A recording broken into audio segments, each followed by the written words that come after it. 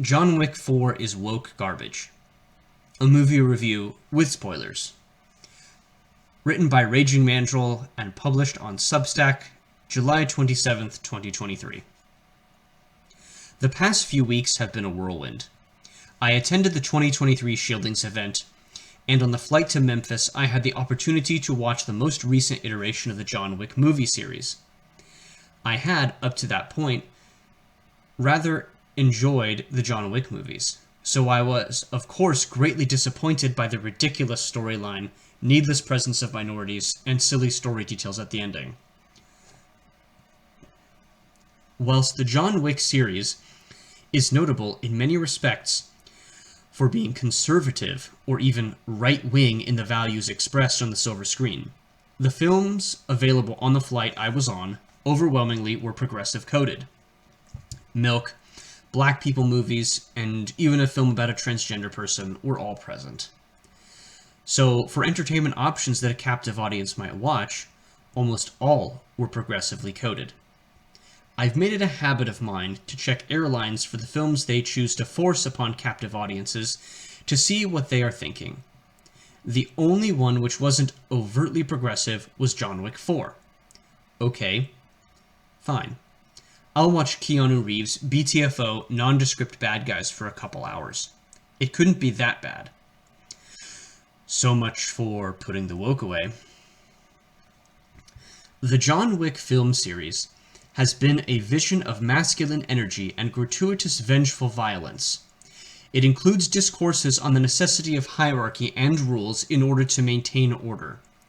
Even the latest movie has such affirmations on the necessity of rules and following those rules as set out by the governing structure of assassin society. This governing structure is called the High Table.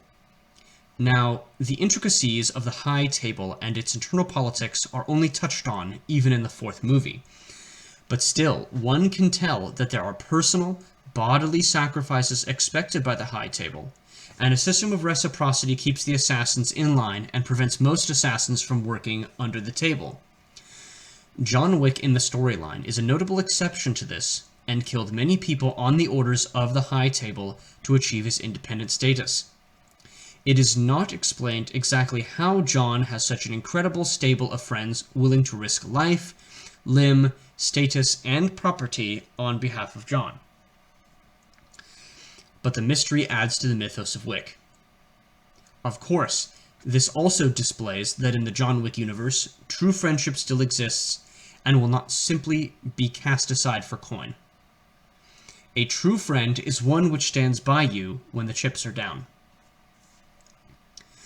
The ruling regime of assassins have a problem with John Wick, not just because he was so supremely badass that he did what no one else could do and work independently under the table, but because he is able to retain loyalty unto death from his friends.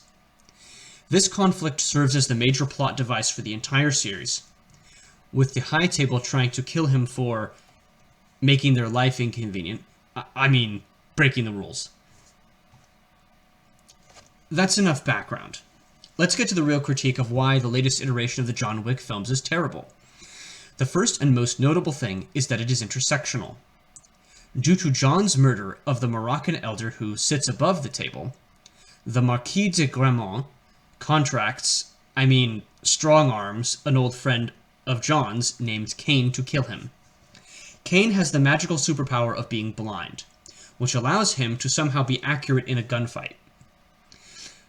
Whilst there was an interesting gimmick displaying Caine's ability to overcome his disability through proximity sensors making noise, this is only used once. He is able to fight throughout the movie totally without any augmentation or extra help. He is just that OP. As those in our spheres will understand, this is a totally intersectional framing. It's just completely implausible on its face. Really, this was the first realism breaker for me, and of course, the first fight scene which involves Caine happens relatively soon after the movie begins. So the audience doesn't have to wait long to realize that this film is not just a completely unserious movie, which does not take into account any realism. but it's just ridiculous Marvel-style cartoon nonsense. It doesn't even have the cheesy low-budget charm of 80s sci-fi, fantasy, and action B-movies, which take the plot seriously, even if there were no weapons reloads. Next up is the character of Shimazu, who is one of Wick's loyal friends.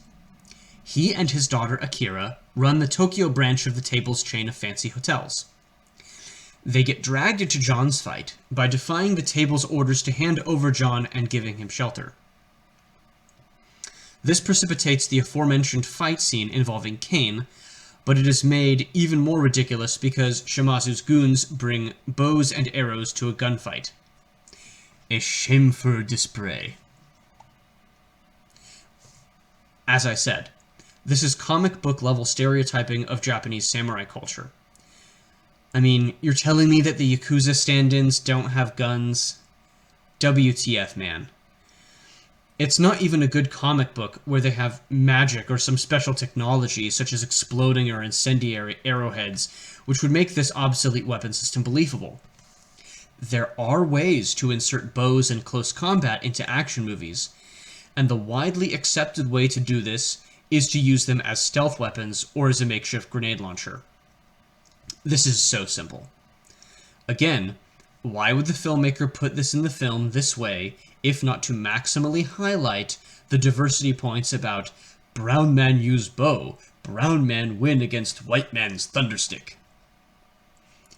I want everybody to understand just how bad this film is. As I'm writing, I'm looking up details from the plot to make sure that my takes are accurate, and there are things which I forgot after watching. There is a character called the Tracker, who is played by, you guessed it, sweet, sweet chocolate-colored diversity. The Tracker saves John from being caught and killed after the Shimazu showdown in an almost deus ex machina way, for reasons that really are not explained at the time.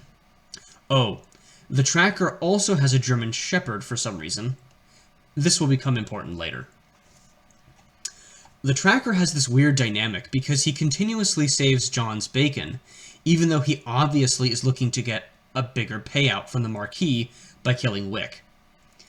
I guess the character is just that forgettable, because he could easily be written out of the movie entirely, and not much would be lost. I guess he really is Mr. Nobody.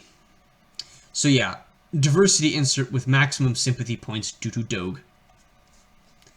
Next up is the story arc about how John goes back to Berlin to rejoin the Orthodox Russians, who have their base in Germany for some reason. This is an unmistakable revocation of the plotline of the first movie, in which John has to use his last remaining ounce of goodwill with his former mentors and tutors by trading in his membership. This was supposed to be absolutely final. He was dead to the Orthodox after trading in membership. However, his half-sister Katya has to be begged to allow him to perform a ritual involving branding to be placed back in the Ruska Roma Syndicate, and therefore to regain standing in the Assassins because he has once again a community that he is part of. This is necessary because John is a literal persona non grata, who has no standing to complete his victory over the Marquis using legalism and massive cojones. In order to defeat the Marquis, he has to have this standing as an assassin so that he can challenge the Marquis to an honor duel. Basically, this is all supposed to be bending the rules, but it just happens because it's John fucking Wick. Anyways, before John can be brought back into the fold of the Ruska Roma, he has to kill a German guy named Killa. This guy is the most inaccurate stereotype of Germans I could possibly think of. First of all, Germans don't do grills. He's more like a bad cartoon stereotype of a Russian or other Slavic post-Soviet underworld type. But of course, the trope of the German bad guy has to be indulged. The fight scene with Killa was rather boring. It's another nightclub fight scene, which we've seen in other films in the franchise. The only thing of note is how the crowd which surrounds them in Killa's nightclub has the music so loud that they don't realize that Killa and John are fighting an axe duel in the middle of the dance floor. Nobody notices two guys trying to kill each other, I guess? Oh, and I should mention that before the nightclub fight scene, there's a card game with John, Kane, Killa, and Tracker, where Kane can somehow know what cards he has, despite being blind. After killing Killa, John is accepted back into the Ruska Roma. He then travels to Paris to issue his challenge to the Marquis de Gramont via Winston Scott, who opts to be his second for the duel. John has a final task: to get it to the Basilica of Sacré-Cœur by dawn. The Bowery King makes a final appearance and gives John a bulletproof suit. The bulletproof suit is at least a cool gimmick. It was one of the better aspects of the movie. As John makes his way through Paris, there are two obstacles in his way. First is the Tracker and his doggo. The Tracker convinced the Marquis de Gramont that he should be allowed to kill John. To do this, he had an interesting scene where the Marquis stabs Mr. Nobody / the Tracker's hand into a table as a test of commitment. Tracker is supposed to decide whether to pull out the knife with his other hand, or to get the knife out of his hand by having the knife cut itself out by pulling the stabbed hand towards him. This scene felt a little bit over the top, to be honest. This level of gratuitous self-violence was a little much, and seemed unnecessary when I was viewing it. Although it at least does display the attitude of total commitment beyond physical pain that the High Table expects of its servants. So the Marquis basically forced Mr. Nobody to perform their initiation rite so that he could work for them. The second obstacle that John faces is the legion of trained killers who are attempting to collect the bounty placed upon John by the Marquis before the duel begins. This type of fight scene has been seen in the other John Wick movies, typically with an old-school style telephone operator tracking bounties for assassins to collect. But this iteration had a twist to this. You guessed it. Diversity! For no good reason, there is a black female radio disc jockey who makes the announcement of the kill order on John whilst addressing the various sections of Paris. So as John moves through the city, he is attacked by a new squad of goons. This is where the plot gets interesting. The Tracker and his dog kill off the would-be bounty collectors, thereby saving John multiple times. The reason why Tracker does this is because he wants to collect the bounty on John from the Marquis, but he wants to force the Marquis to increase the payout by eliminating the competition. However, John saves the dog and earns the grudging gratitude of the Tracker. So the Tracker is now obligated not to kill John. Many modern movies have been accused of dragging on. John Wick 4 can reasonably be accused of doing the same. After getting his ass kicked through Paris, John now has to run up hundreds of steps of stairs and repeatedly gets kicked down them by the Marquis' goons after he gets halfway up. Then John gets saved yet again. He can only get to the top of the stairs because his old friend Kane decides to help him at the literal last moment, because he no longer is being leveraged into killing John by the Marquis. Let me repeat that. The invincible John Wick, Baba Yaga himself, is saved by the blind guy. Most intersectional outcome possible. Now for the actual duel. This scene was done relatively well, with the rules for dueling explained by the character known as the Harbinger. The biggest issue, though, is the fact that nobody goes down after getting shot multiple times. In the John Wick film, they use a breech-loading pistol which uses a very clearly brass cartridge, thus implying that the pistols used for the duel have rifling. How you film a dueling scene is the way it was done in Barry Lyndon, okay? Smoothbore pistols are inaccurate compared to rifled firearms, and showing the characters standing their ground and flinching as the round lead balls whiz by them is the way that the filmmaker creates tension and suspense. showing the characters somehow keep standing after being shot with a bullet which was presumably fired from a rifled barrel which has higher muzzle velocity is absurd. How are they not in indescribable pain after being shot? How are they not totally incapacitated from blood loss, etc.? Incapacitation and inability to continue means the usage of seconds to complete the duel, or that the duel is over. Anyway, the usage of rifled weapons would represent an egregious use of modern firearms technology for an honor duel. The point of the duel is that there must be the feature of chance.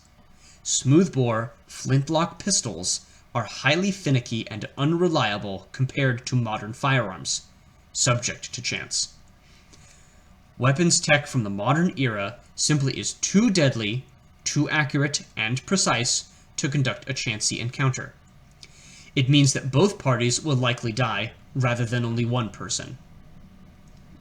It should theoretically be possible that the duel's outcome has no one becoming a casualty and honor still being satisfied.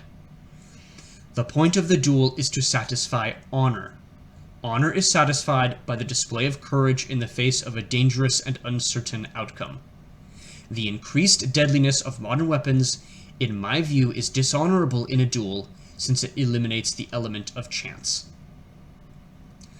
The ending of the film was rather bittersweet for me. I rather enjoyed the Marquis de Gramont insisting on striking the coup de grace and paying a price for his lack of attention to detail and his arrogance. I was, however, glad that John did not survive the ending of the film. With all the subversion of expectations going on, I was happy that this particular film series can finally come to an end. Requiescat in pace, John. You died with weapon in hand.